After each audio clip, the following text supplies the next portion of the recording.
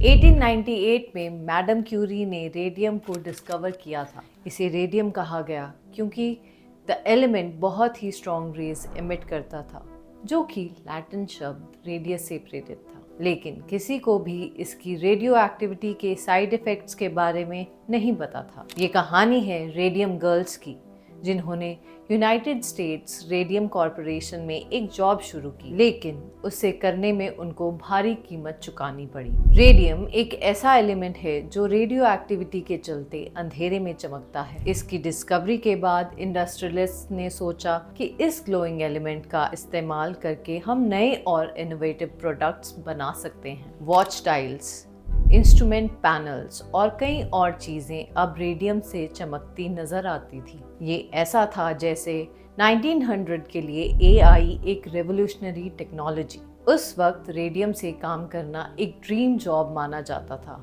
United states radium corporation plant में खास तौर पर यंग इमिग्रेंट गर्ल्स और हाउसवाइफ्स को हायर किया गया था, जहां उनको पर वॉच डायल पे किया जाता था। जैसे जैसे आप ज्यादा डायल्स पेंट करती, आप उतना ही ज्यादा पैसा कमा सकती थी। इन डायल्स के फेसेस बहुत ही छोटे होते थे, इसलिए इन्हें सुपर शार्प ब्रश पॉइंट बनाने के लिए लिप पॉइंटिंग टेक्निक सिखाई गई। मतलब एक ब्रश को पहले उनके मुंह से शार्पन किया जाता, फिर एक नंबर पेंट किया जाता। अगर ब्रश थोड़ा फजी हो जाता तो उसे दोबारा मुंह से शार्पन करना पड़ता था। सोचिए, हर ब्रश स्ट्रोक असल में एक रिस्क था।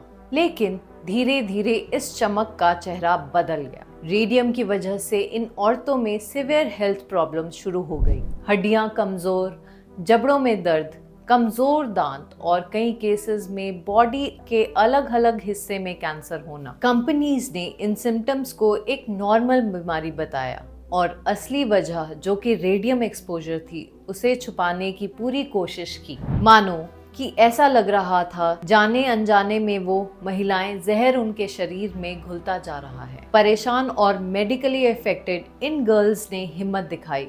उन्होंने कंपनीज के खिलाफ प्रोटेस्ट शुरू किए और उन्हें रिस्पॉन्सिबल साबित करने की कोशिश की।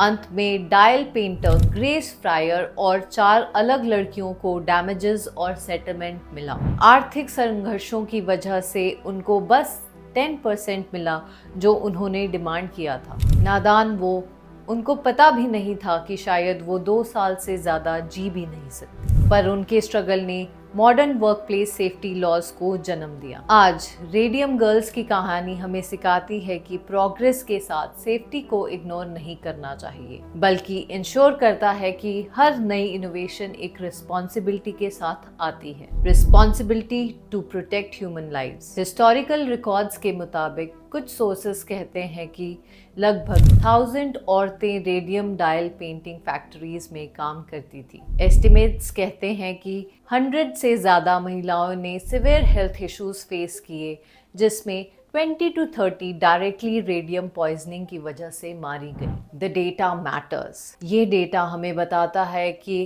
किस हद तक इंडस्ट्रियल प्रैक्टिसेस ने इनकी जिंदगी पर असर डाला।